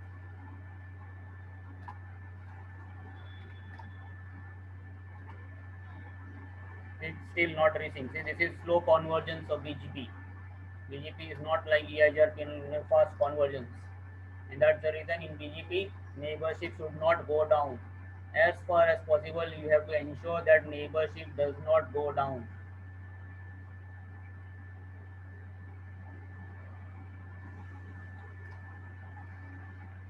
And now, again back, and again now it is pointing to R4 now. So it takes time. Convergence is slow, BGP is convergence. That's the reason reliable neighborship. So that's the reason we have IGPs to ensure reachability. As far as possible, even if physical link goes down, the neighbor should not go down. Logical neighborship is always better in BGP. That is the advantage. So coming back to now, we have to start thinking from R7 point of view. That it is outgoing traffic for R7, and it is single router. The task is according to the single router. They say only R7 should prefer. And that's the reason. What is the attribute? Best attribute weight. What is the default weight? R7 is assigning like that. So if I want R5 to be preferred, this weight instead of 0, it must be what? Higher than 0. So how do I do that? I need to create what? An access list. Create some access list. Let's say I say access list. I don't know if some access list is there. Let's say do show access list. There is no access list, so I define, let's say, even if some access list is there, again to use the existing access list or not to use the access list, your task will tell you. So you have to be careful. So let's say I create an access list 70 is R7, so I say access list 70, and I what? Match permit. Permit what? What is the target destination? 66. So I say 66.1.1.0. Again, wildcard very important. It's a subnet, so be very specific. If it is /24, be specify /24. If it is /28, specify /28. Very careful you need to be. If you see here, it is showing 66 is like coming like a 32. 66 is coming like 32 now. So I should not have done like this. I should have done what 66.1.1.1.000. I should have clearly mentioned what like that. So if it is like a single row, as per the requirement, you should match. Okay, so this is not good. Let me clear this. So best practice is what access list 70. I should have made what permit, since it's like a single IP host route. So for host, we simply say what 66.1.1.1. Whenever you are given the the task, in the task whatever prefix they specify, it will be always specified with the mask. Whatever mask is given, as per that mask you create your access list. If your access list is not matching that mask, you are not going to score for that particular point. And in your CCA lab exam, there is no partial grading. If suppose this task is given to you in BGP, suppose this is task number 2, and this task number 2, they say point, this task number 2 is having 5 points. So if you solve this task number 2 correctly, you get 5 points. If any slight mistake, if anything is wrong, maybe you have done, maybe 50 lines configuration to solve this particular task, let's assume. You have done so much work, but at the end result is not, you are not achieved the end result. So whatever you configured is meaningless. So it is either you'll get 0 or you'll get 5. There is no like, okay, since you have done so much work, so you'll get 3 points out of 5. No, it's not like that. There is no partial grading. It's always full grading. Either you score full or you score nothing.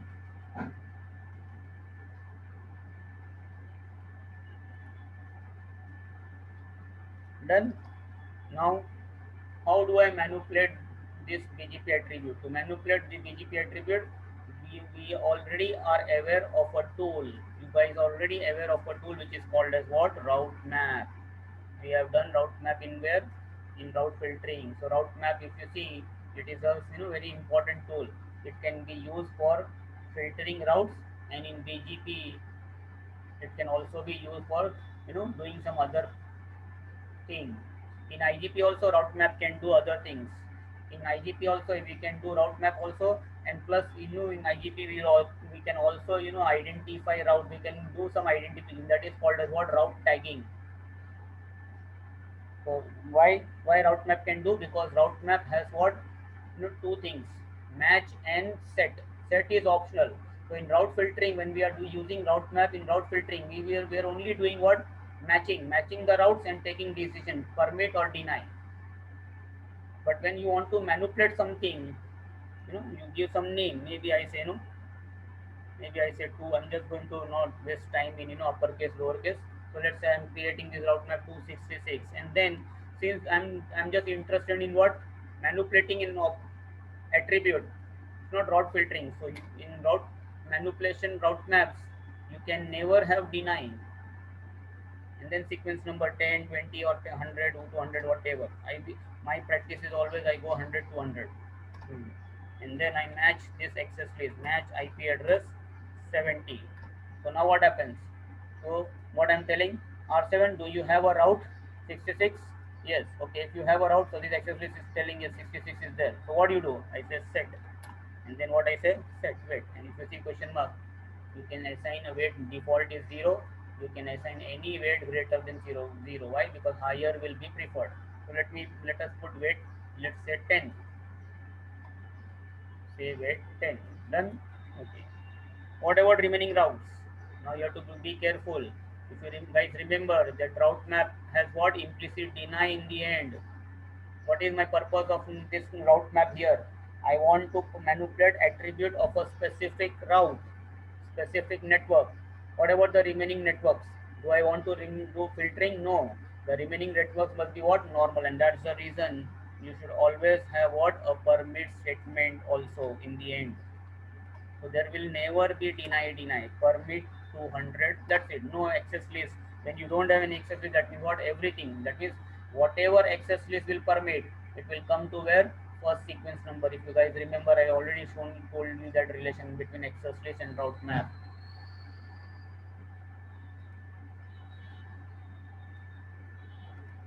whatever an access list permit, this is permit, whatever an access list will permit, it will always come where? To the first sequence number. When it comes here, when it lands here, what attribute? Its attribute is change. This this condition, this action is taken, and then what about to the route? The route is permitted, and then every access list has what? Implicit deny. So this also has what? Implicit deny here. So all the other routes, they go where? Do they again come back to sequence number 10?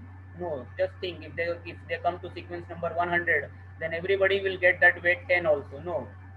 So that's the reason access list deny statements will never go to the same sequence number. So they go where? Second sequence number. If this second sequence number is not there, that means implicit deny is there. All the other routes would have got denied. So I'm telling, okay, you guys, you all are permitted. I'm permitting you, and as you came, you will go as it is. You will remain as it is. So all other routes parameters don't change, and they're permitted where? In the BGP table. Otherwise, because route map in BGP is also route filter. If you remember, I said route map is a filter in IGP. Yes, and route map cannot be used anywhere. In BGP, route map is route attribute manipulator also, and route map is also a route filtering tool.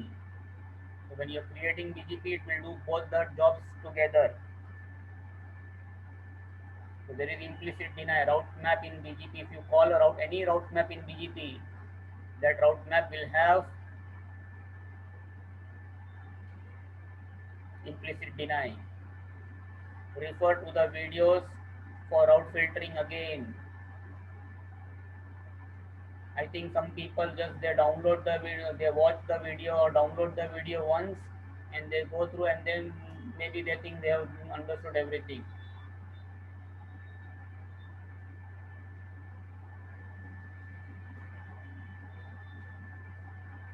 Access list and route map relation already explained earlier. Second time I explained, whatever access list permit comes to the first sequence number, whatever access list denies will never go to the first sequence, go always to the next sequence number.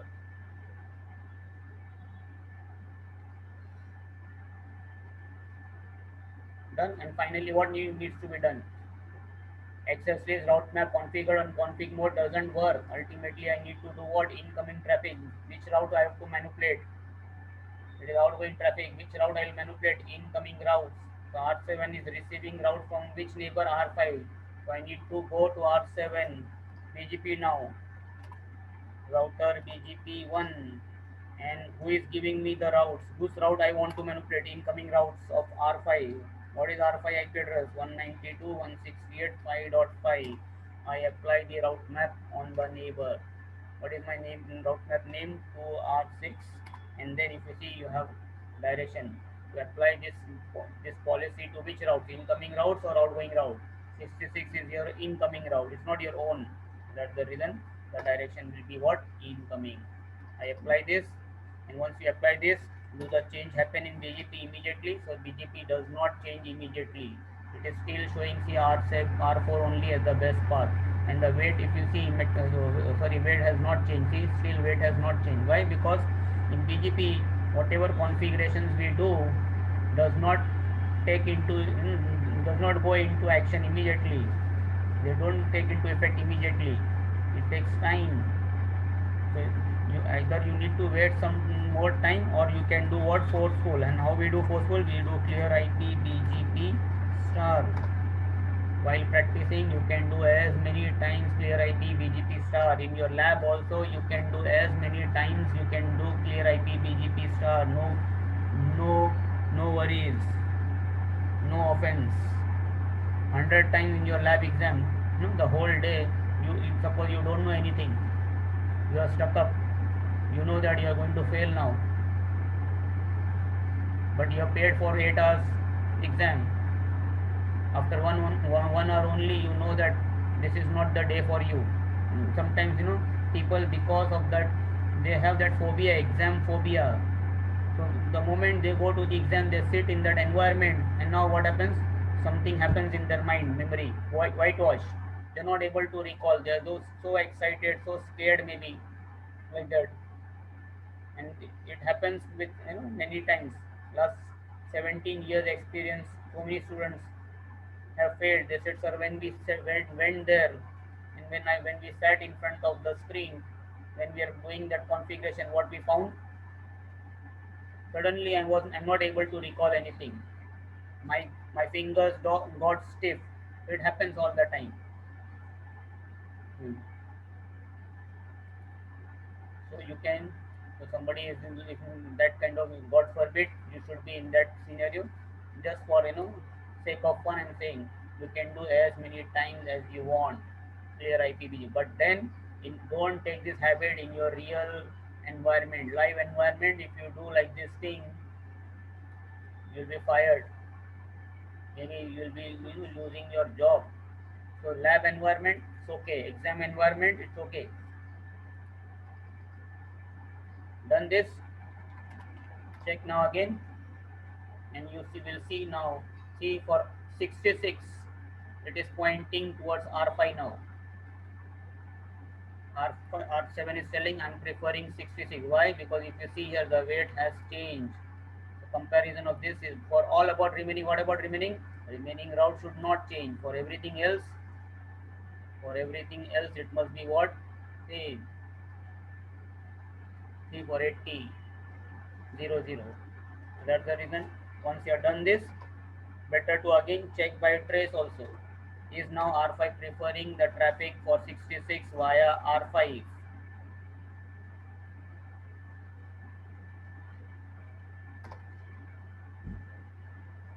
Clear IP, BGP, star, soft out normally is okay. Soft, again, as I'm telling, in a real environment, also see, ultimately you're refreshing something. Maybe even though soft is there, it is still some refreshing. So there will be some chance, but it should be in a real environment. Everything must be what? Planned. Everything should be a planned activity. Or sometimes it happens in a real world that okay, something has happened, now you can't schedule it. So take a decision. Talk to the management that no, we have to do this now. Anyhow, so to do or not to do in a real environment, lot of factors needs to be done. Whether to do full reset or whether to do only soft is there. Yes, it depends. Life is not like fixed. Every organization can have different policies. So it's not like a standard that yes, you can do soft. One organization, if Cisco says you can do, that doesn't mean the IBM will say yes or Juniper will say yes. It all in case to case depends to do or not to do. Okay, guys. So see now, done. What about the remaining traffic? Remaining traffic also you should check. See, whatever they ask you to manipulate, you first solve that requirement. And also at the same time, you ensure that other traffic is not getting affected. And that's the reason what I will do. I will do even a trace for 80. Previous trace was going via R4. Now also you should go via R4, and that's it.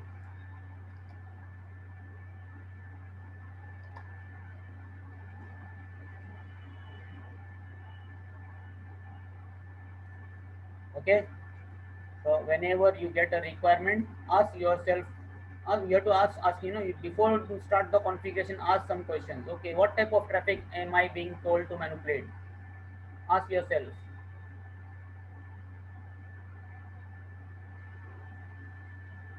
Is it incoming traffic or is it outgoing traffic? If the answer is, right now we are just considering first, outgoing traffic. We'll see everything. We'll see outgoing traffic also to do. So let us sense case by case. So first case I said outgoing traffic. Then ask second question. Am I being told to manipulate single router traffic or the whole AS? In BGP, your policy can be what? Per router or maybe for per AS, whole AS.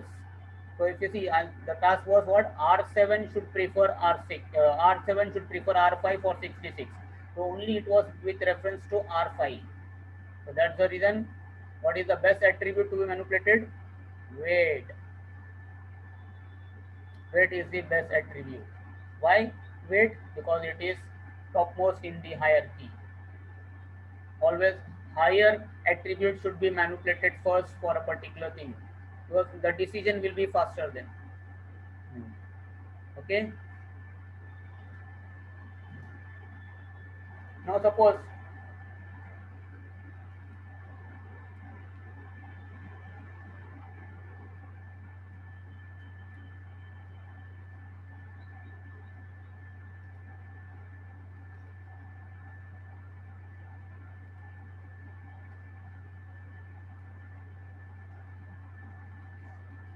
For some of you, your camera is getting switched on. Please switch off the camera. Now suppose I change this slide, this was the first requirement. Let me change the slide. Instead of R7, now if we see, I write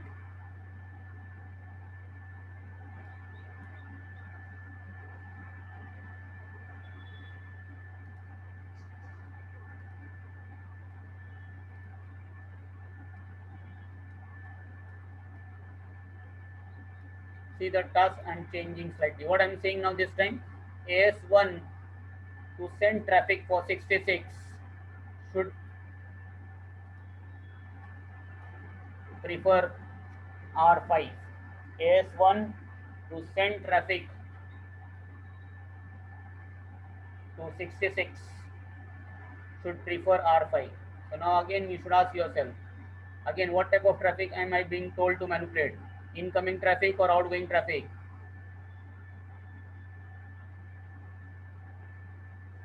Outgoing traffic.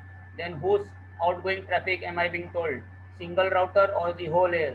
So now this time the answer will be what? Whole AS. So if it is single router, it was wait outgoing traffic. But now what is it here?